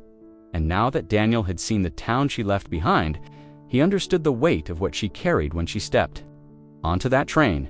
The more Daniel spoke to people in Hollow, the more a pattern emerged, one Clara had never voiced in her letters, but had clearly lived through. It was in the way people hesitated before saying her name, the way their eyes shifted, voices lowered, like they were unsure whether telling the truth now would help or hurt. Most said little directly, but when they did speak, it always pointed to the same name, Jason Elwood. He wasn't a mystery in the town. He'd grown up there too. Tall, sharp-featured, known for his father's temper and his own faster fists. What started as teenage fights became adult trouble, and when Clara had started seeing him, no one had stopped her. Some didn't even notice. She was just a girl from down the hill, quiet, kept to herself. Not the kind of girl anyone made noise over. At the small auto garage where Jason used to work, a mechanic named Ron leaned on the frame of the shop door and spoke in a gravelly tone. She came by a lot at first, used to bring him lunch, just stood out by the fence and waited. Daniel asked if they seemed close. Ron shook his head. He was rough. Didn't like her talking to anyone. One time, she smiled at me just, being polite, and he told her to get in the car like she was a dog. I didn't say anything. I should have, but I didn't. At the corner store, a woman named Diane, who ran the register, remembered Clara too. She used to come in with coupons, count every cent. Once, Diane had asked about the bruises. Clara didn't try to hide. Clara just looked away and paid in coins. She never bought anything for herself, Diane said. Always baby food, formula, wipes, even when she looked like she hadn't eaten in days. Other neighbors confirmed the same, shouting late into the night, loud crashes, the kind of silence that follows crying. Jason had been reported a few times, but nothing ever came of it. Clara wouldn't press charges. One officer recalled being called to the trailer. Once Clara opened the door with a split lip and said she'd fallen on the stairs. Standard line. He wrote it down, but he didn't believe it. In a small town, abuse is often seen but rarely named. Everyone assumes someone else will say something. Everyone waits for the moment to pass. Daniel sat outside the trailer one more time, watching the wind shift through the brittle grass. What haunted him wasn't just what Clara had endured, it was how invisible she'd been while enduring it. She had gone to the diner, the store, the mechanic shop, the shelter line, all the places where someone could have asked her more than just, "Are you okay?" But no one did. He thought of Elias, of the way the baby startled at loud sounds even in sleep, how his tiny body curled into Daniel's chest as if still trying to protect itself from what it couldn't name. Trauma didn't just live in memory, imprinted into every gesture, every silence. Jason's name didn't appear on the letter. Clara hadn't written a single line about him directly, in the routes she took to keep safe, in the way she had finally left her son behind, not to abandon him, but to sever that thread of harm for good. Daniel stood up slowly, and with every truth uncovered, he felt more certain about what he had to do next. Daniel sat on a cold metal bench near the Fair Hollow train stop, the same route Clara might have taken when she left for the last time. He watched the empty tracks stretch into the distance, the steel rails gleaming faintly in the late afternoon light. For hours now, he had been tracing someone else's pain, building a picture of Clara's life, one hushed voice and bruised memory at a time. But in the stillness, something deeper pressed forward his own story, long buried, curling. Back to the surface, he hadn't spoken her name in months. Lena, his wife, it had been nearly 2 years since the accident, since he held her hand in the hospital and watched it go still. They hadn't had children. They were trying. That word trying always hung in the background of their life, like a hallway they never quite walked down after she died.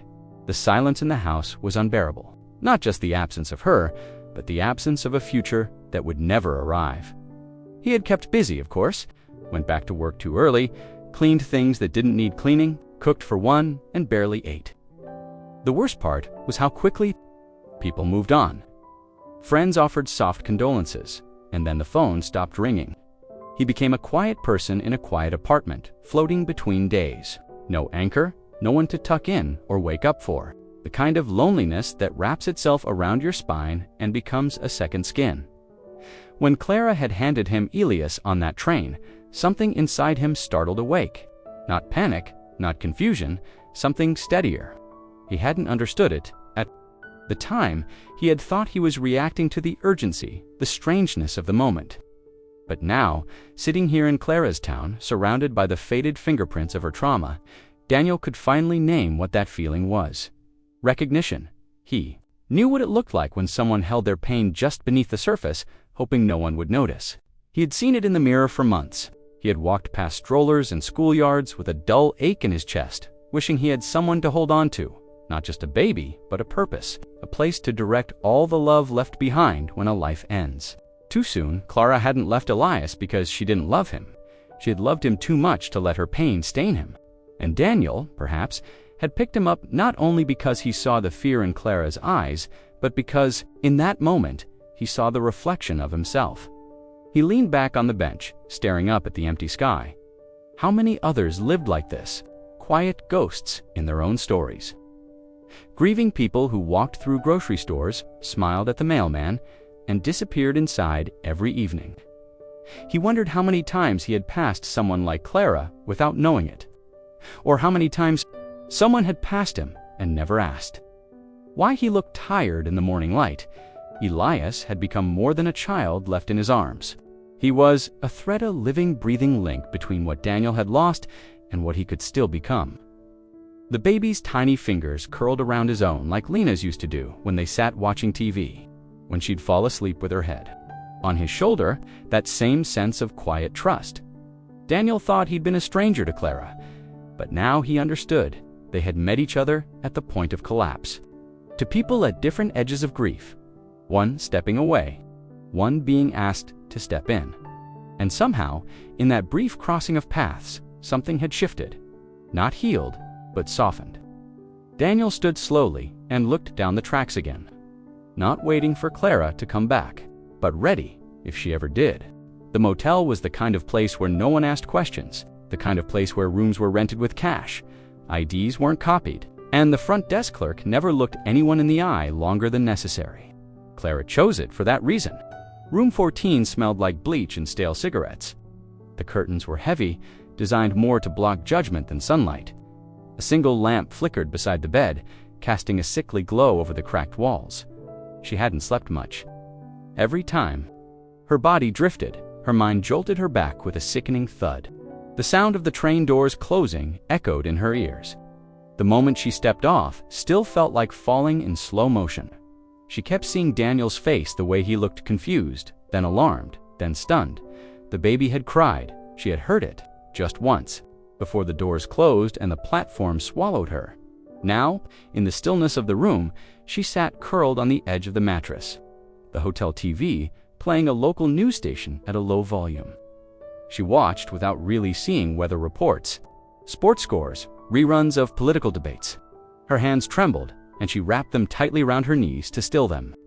Every time a segment transitioned, she tensed, waiting to hear something about a baby left on a train, about a missing mother, about herself. But nothing came. Her face wasn't on the screen.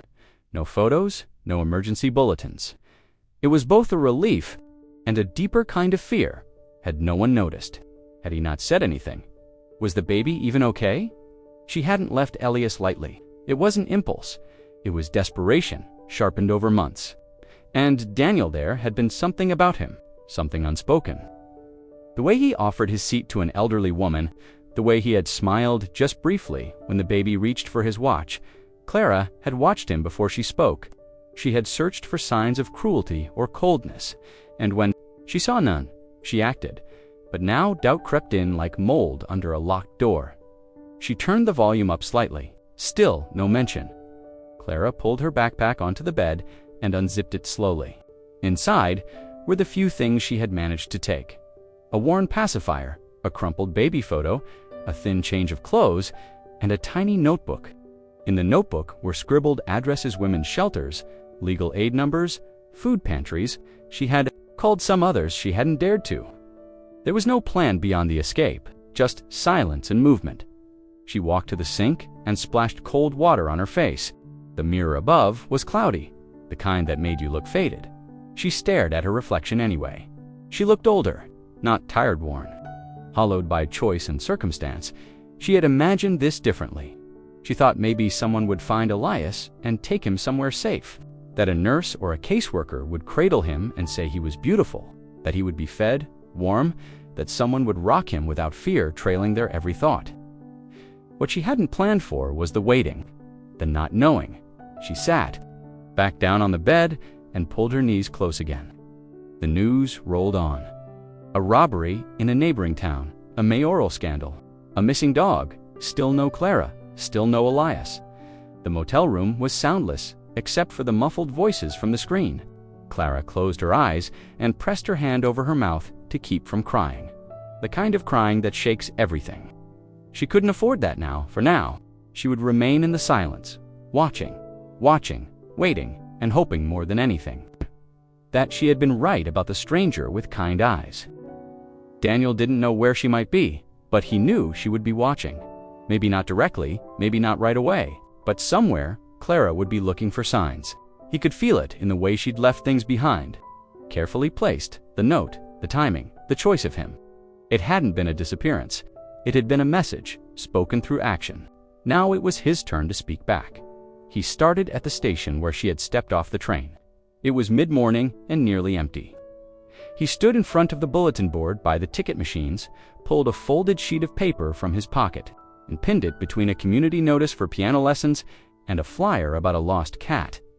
He didn't sign his full name, just, "To the mother from train 86 Bilius is safe. You were seen. If you're reading this, I'm still looking. I hope you are too." He signed it. He printed 5 more copies that day. At each station along the route, he found a place to leave one. Not too obvious, but not hidden. He asked station clerks if any young woman had come in recently asking about a baby. None had.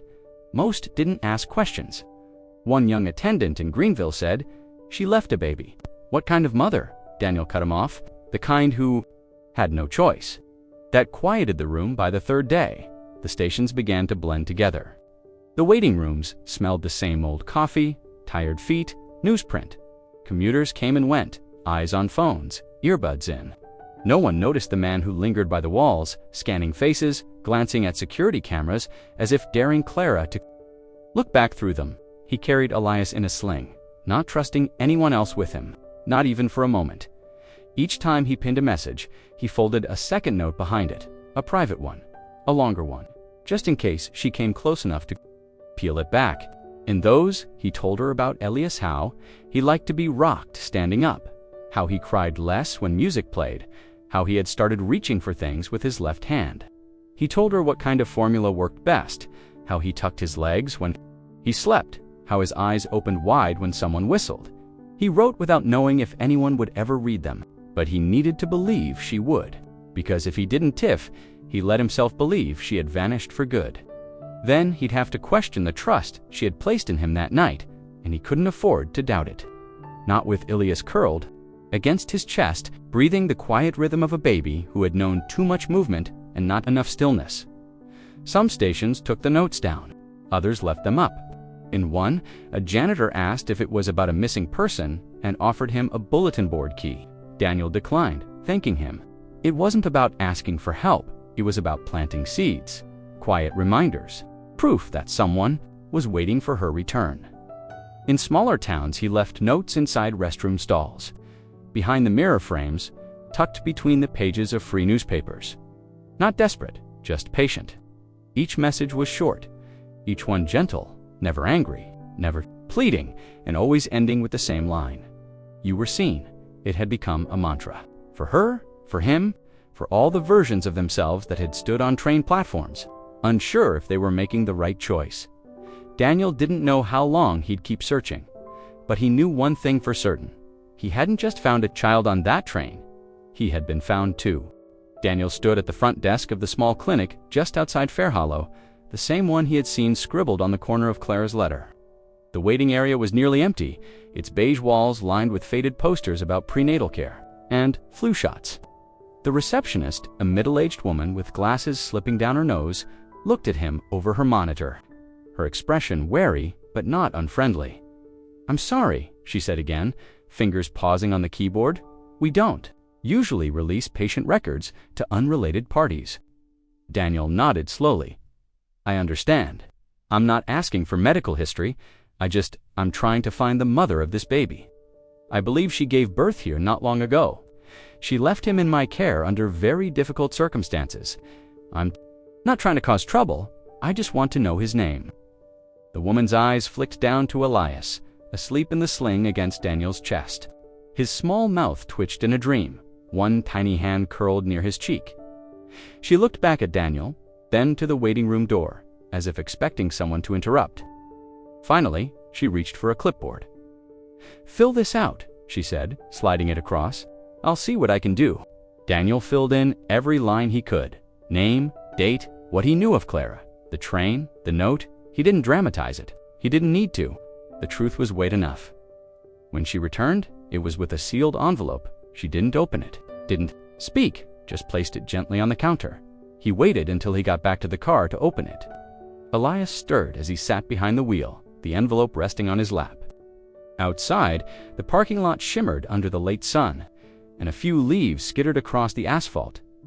Inside the envelope was a single sheet of paper. Not full medical records, just a printed copy of the birth record summary. Name: Elias James Elwood. Date of birth: June 7th. Mother: Clara Elwood. Father: Jason Elwood. Notes: full-term birth. No complications. Daniel stared at the last name. Elwood, Jason's name. Of course, he leaned his head back against the seat. So that was it. A name that connected everything. Elias James Elwood. The surname Clara hadn't written on her letter, the one she had never said aloud, but it was there. The last legal tie she had to the man who haunted her life. Daniel read the paper again. Slowly this time, as if the name might shift under different light. It didn't, but something else settled in him. Something solid. Elias had a name, a full one. And knowing it didn't just clarify things legally, it rooted him. It gave him history, even if that history was jagged. It gave Daniel something to hold on to in this maze of unanswered questions. He whispered it aloud to the sleeping baby. Elias James Elwood. The baby stirred slightly, but didn't wake. Daniel folded the paper back into the envelope and placed it in the glove compartment, next to Clara's letter and the photocopies of the notes he'd left across train stations. It was strange, the power of a name. How it made someone real in the eyes of systems, of doctors, of strangers. How it both tethered and freed. Clara had given him a child without speaking his name, but now Daniel had it, and somehow that made the boy feel even more his own. Looked out the windshield for a long moment before turning the key in the ignition. There was one more station he hadn't left a message at yet, and now he had something more to say.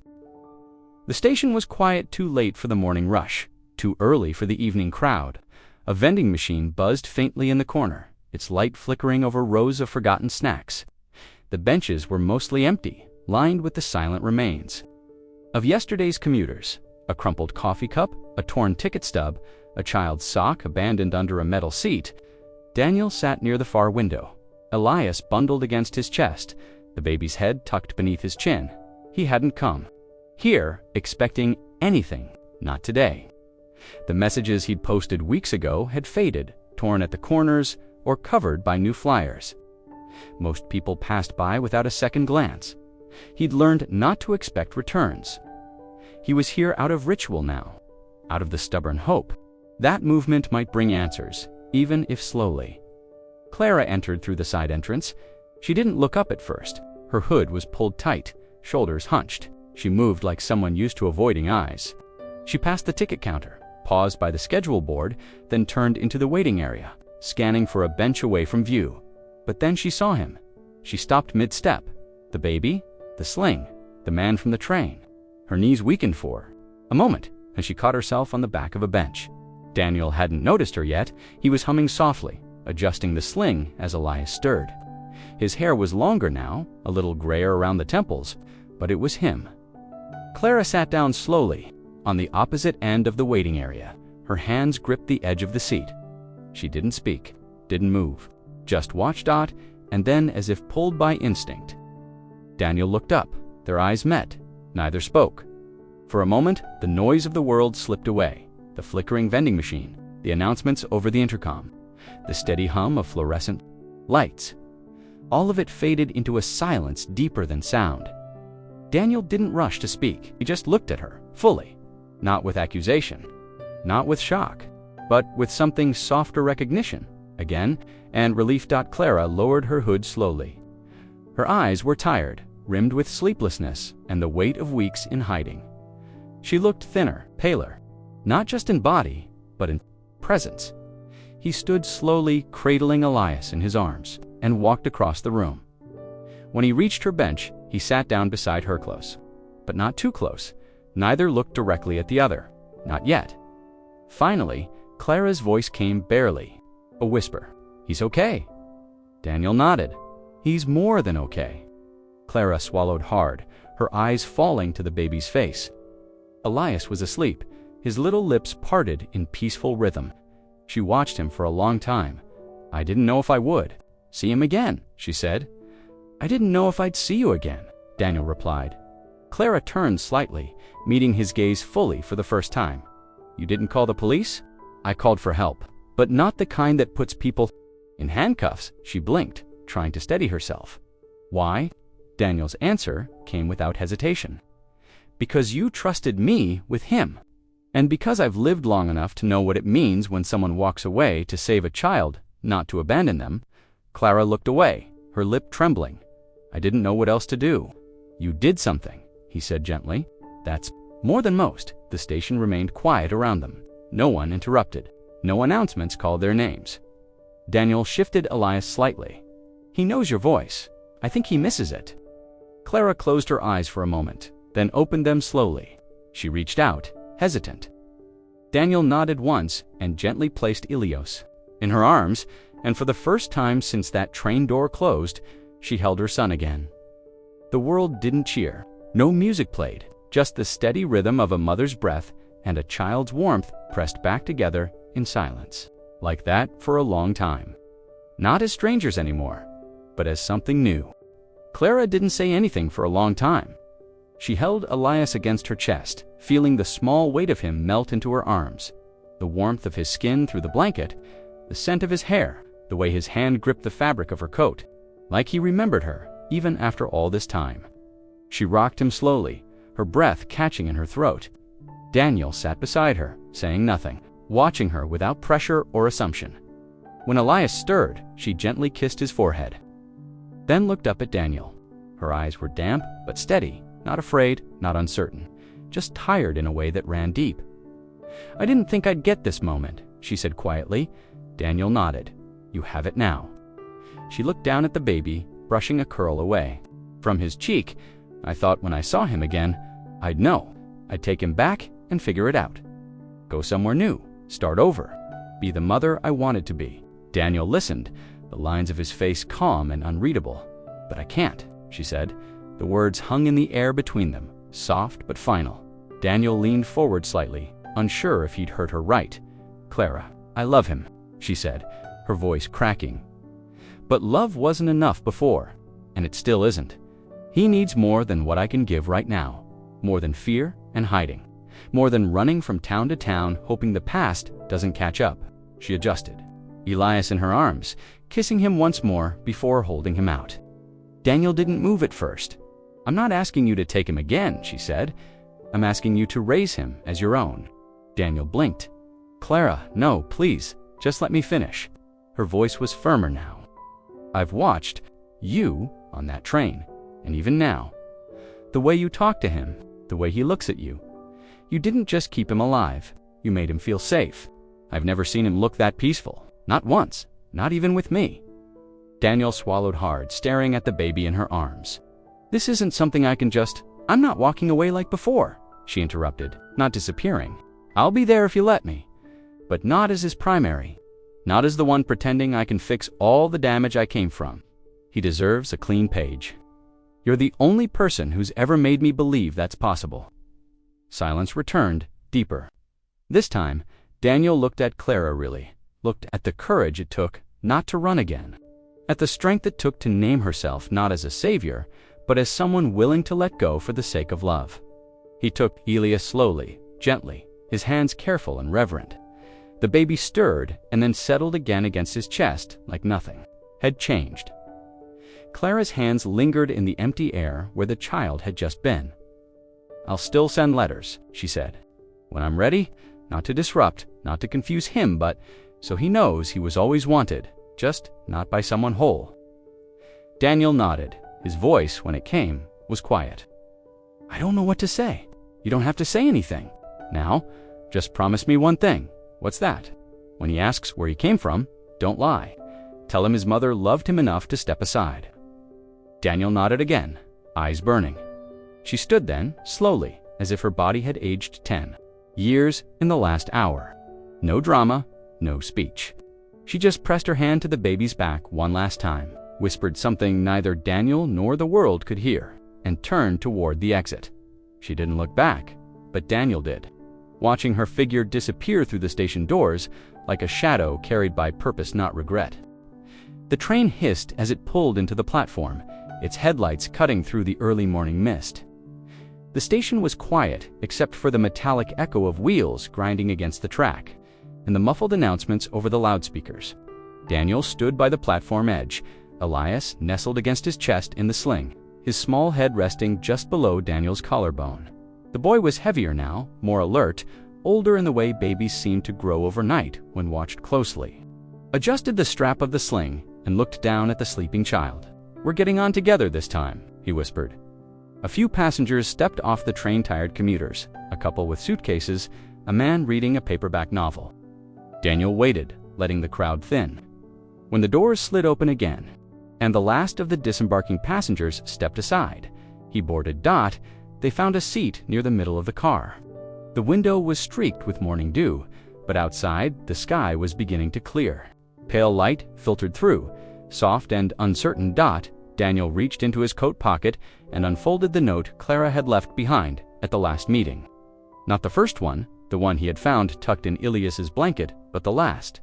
The one with her final words, written in tight, deliberate handwriting.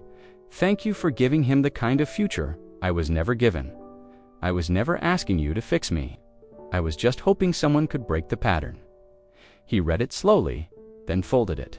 Again, placing it inside a small notebook he now carried everywhere. A notebook with Ilias's feeding notes, pediatric appointments, and things the baby liked.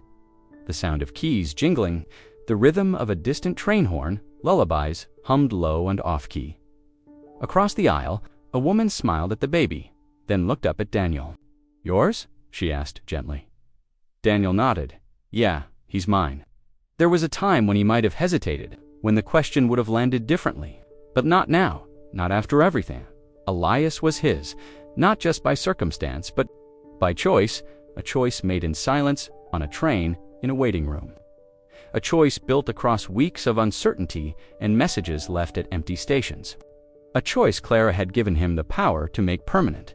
As the train began to move, Daniel reached for the folded envelope inside the baby bag. It held Ilias's updated record's new guardianship papers, signed and witnessed. Clara's signature was there, firm and sure, beside his own. No courts, no battles, just the quiet coordination of two people who had seen the worst, and still managed to choose differently. Elias stirred and blinked up at him, eyes still cloudy with sleep. Daniel smiled. "Hey, kid, we're off again."